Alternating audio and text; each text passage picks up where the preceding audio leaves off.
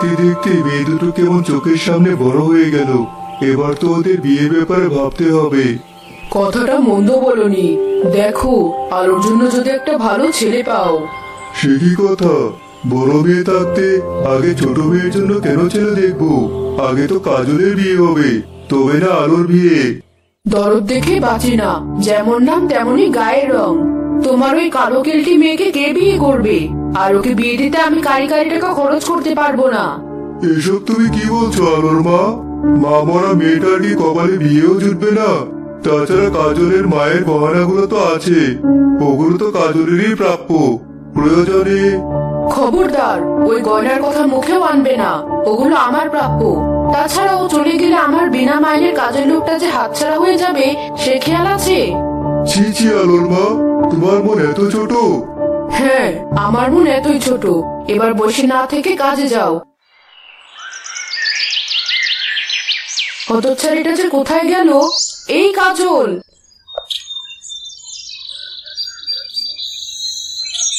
আমায় ডাকছিলে মা? তোকে কতবার বলেছি আমায় মা বলে ডাকবি না। আর এখানে বসে বসে কি করা হচ্ছে? আমার ময়লা কাপড়গুলো পড়ে আছে, সেগুলো কে কাচবে? এ কি মা, সকাল সকাল বড় বাবুকে বকছো কেন? ওই যে চলে এলো আরেকজন। এই আলো, তোকে আমি পেটে ধরেছি সারাক্ষণ এই কালো কেলটি মেয়ের হয়ে কথা বলার জন্য। ওকে বকো না মা, আমি এক্ষুনি কাপড়গুলো কেচে দিচ্ছি। কেন আপু, তুমি একা কেন কাচবে? আমিও যাবো তোমার সাথে। হ্যাঁ তাই তো, নিজের গায়ের রংটাও তো ওর মতো কালো বানাতে চাস। তাই তো এই ভর দুপুরে রোদ্দুরে বের হবি। ঘরে যা বলছি। বোন, তুই ঘরে যা, মাত্র তো কয়েকটা কাপড়, আমি ঠিক একাই পারবো। ঢং দেখে বাঁচি না।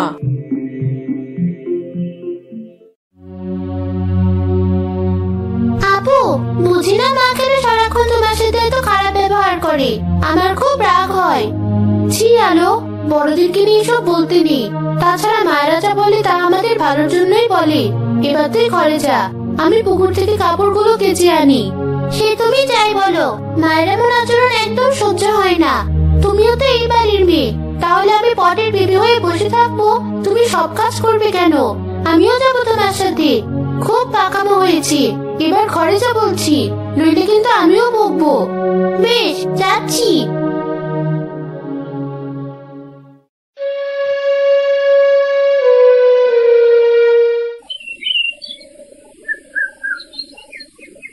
কিরে কাজল, এই ভর দুপুরে কোথায় যাচ্ছিস? রোদে গেলে তো তোর এমন দুধে আলতা গায়ের রং ঝলসে যাবে। এভাবে বলছো কেন চাচি? আমি না হয় কালো, তাই বলে তোমরা আমায় নিয়ে হাসি ঠাট্টা করবে? সত্যি কি কালো? যেমন কালো তেমন চেহারার গড়ন। আমার এমন চেহারা হলে আমি গলায় কলসি বেঁধে পুকুরে ঝাঁপ দিতাম। তাহলে কি বলতে চাচ্ছ আমিও পুকুরে ঝাঁপ দিব? তাহলে কি তোমরা শান্তি পাবে? সে কথা কেন বলবো? তোর সাথে দেখছি একটু মস্করাও করা যাবে না। তুই যেখানে যাচ্ছিলি যা, আমার অনেক কাজ পড়ে আছি।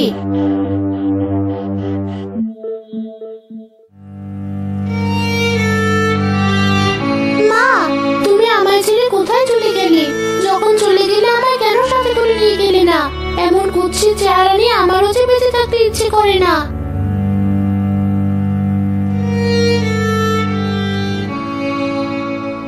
কি হয়েছে মা, এভাবে কাঁদছো কেন? কিছু হয়নি। বললেই হলো। এই তো দেখলাম তুমি কাঁদছিলে। বলো আমায় কি হয়েছে? আরে কেঁদো না, রূপই তো সব না। এই জগতে গুণী সব। তোমার মতো এত গুণবতী মেয়েকে সবাই রূপ দিয়ে বিচার করছে, এটা তাদেরই ভুল। কিন্তু বুড়িমা, এখানে যে সবাই রূপের পাগল। কেঁদো না মা, এই নাও, এটা এক বিশেষ উপটান।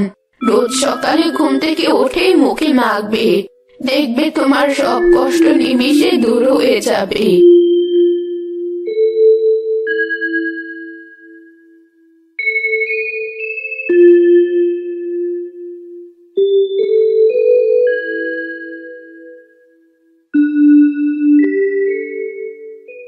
শোনো আলোর মা, কাল বিকেলে কাজলকে দেখতে ছেলে পক্ষেরা আসবে।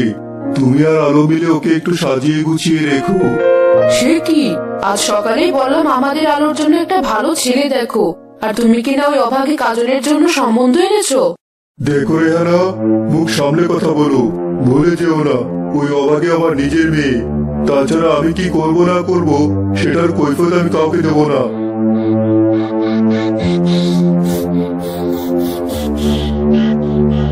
ছেলেপক্ষ আসলে আলোকেই দেখবে আর আলোকেই নিজেদের ঘরের বউ বানিয়ে নিয়ে যাবে।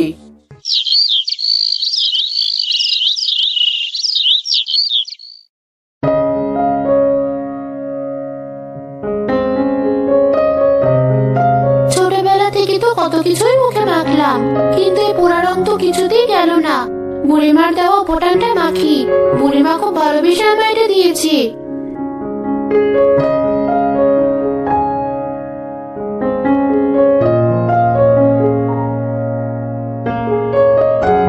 এ কি এমন অদ্ভুত অনুভূতি হচ্ছে কেন? কাজল, এই হতচ্ছাড়ি, কোথায় গেলি? বেরিয়ে আয়। মা ডাকছি, তাড়াতাড়ি মুখটা ধুয়ে ফেলি। আমার কি আর এসব মাখার জো আছে? তাড়াতাড়ি যাই।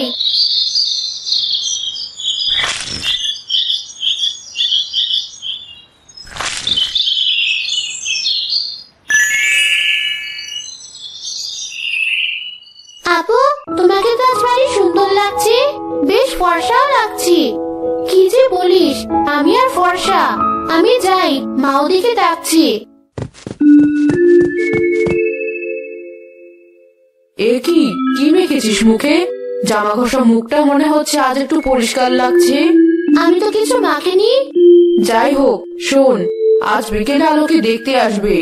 অনেক রান্না বান্নার কাজ পড়ে আছে, সব কিন্তু তোকেই করতে হবে। আচ্ছা মা, তুমি একদম চিন্তা করো না।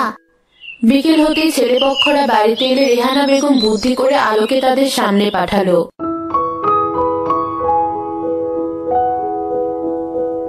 এই যে ভাবি, এ হলো আমাদের মেয়ে আলো। নিজের মেয়ে বলে বলছি না, রূপে যেমন সুন্দর কাজেও কিন্তু একই রকম গুণবতী। এই যে এত কিছু খেলেন, সব কিন্তু আমার মেয়ে নিজে হাতে বানিয়েছে। এসব তুমি কি বলছো মা? এগুলো তো সব আপু বানিয়েছি। আপু মানে তোমার বড় বোন আছে নাকি? সে কি কথা ভাবি? বড় মেয়ে থাকতে তাহলে আপনারা ছোট মেয়েকে কেন দেখাচ্ছেন? না মানে, কোথায় আপনার বড় মেয়ে? ডাকুন তাকে। যার হাতে রান্না এত সুস্বাদু, তাকে তো একবার সচক্ষে দেখা উচিত।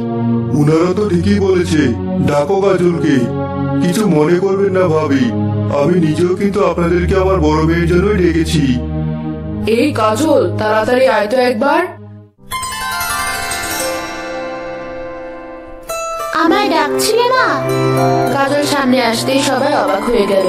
কাজল আর আগের মতো নেই, তার গায়ের রং যেমন ফর্সা হয়েছে তেমনি তাকে দেখাচ্ছেও অনেক সুন্দর। বাহ ভাবি, আপনার বড় মেয়ে তো আপনার ছোট মেয়ের চেয়েও সুন্দরী।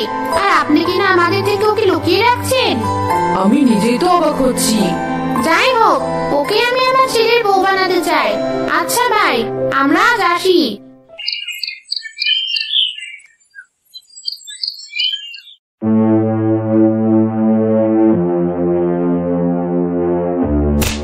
শয়তান মেয়ে, বল কি মেখেছিস মুখে? তোর এত বড় সাহস, আমার ছোট মেয়ের বিয়ে ভাঙবি? আরে আরে, করছো কি? এত বড় বিয়ের গায়ে কেউ হাত দেয়? বিশ্বাস করো মা, আমি নিজেও জানি না আমার সাথে কি হচ্ছে। যাই হোক, এটা কিন্তু খুব ভালো হয়েছে আপু। এবার আমরা তোমার বিয়েতে খুব মজা করব। ঠিক তাই।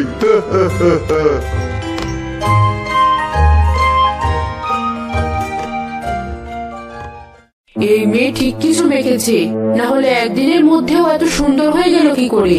করাচ্ছি ওকে বিয়ে। আমি যদি ওর বিয়ে না ভাঙি, তাহলে আমার নামও রেহানা না।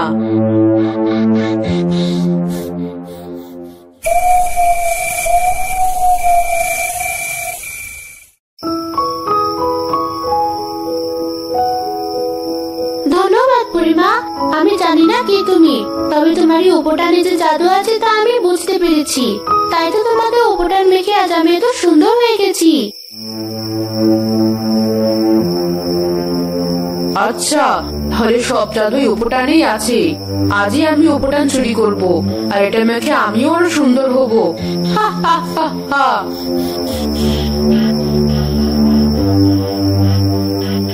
এই তো পেয়েছি। আগে এটা মেখে সুন্দর হব, তারপর ওই মেয়ের বিয়ে আমি ভাঙবো।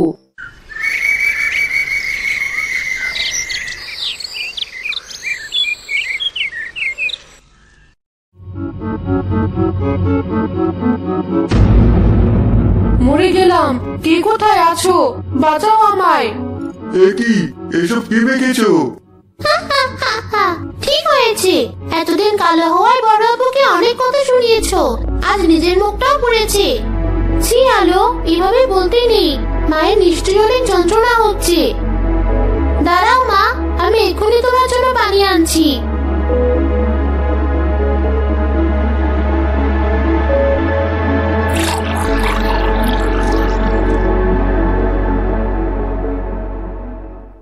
আমায় ক্ষমা করে দে মা, আমার যন্ত্রণা দেখে আমার নিজের মেয়েও আমায় নিয়ে ভাবছে না, কিন্তু তুই আমায় নিয়ে কত চিন্তা করছিস, আর আমি সেই ছোট থেকে তোর উপর কত নির্যাতন করেছি। আমায় ক্ষমা করে দে কাজল। এভাবে বলে না মা, পারলে তোমার এই সমস্ত যন্ত্রণা আমি নিয়ে নিতাম, এ তো খুব সাধারণ কিছু। না মা, এ আমার প্রাপ্য, আজ আমি আমার পাপের শাস্তি পেয়েছি। তবে হ্যাঁ, আজ থেকে আমি তোকে আর কখনো কিছু বলবো না, আর তোর বিয়ের সব কাজ আমি একা হাতে করব।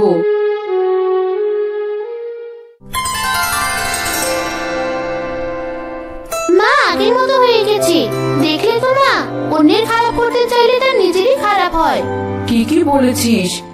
রেহানা তার দুই মেয়েকে জড়িয়ে ধরলো, রকিবও খুশিতে আত্মহারা হয়ে গেল।